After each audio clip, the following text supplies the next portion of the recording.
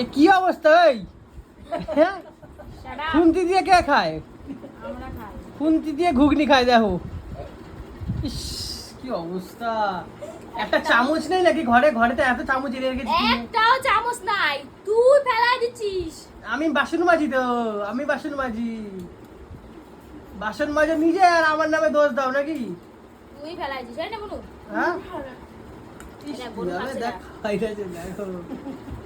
হ্যাঁ? তুই খাবি, তোকে এইভাবেই খেতে হবে। এই অনু, তোকে এইভাবেই খেতে হবে, খাবি? এতগুলো আমি চামচ কিনে এনেছি সব পুকুরে ফেলে দিয়েছি শালা।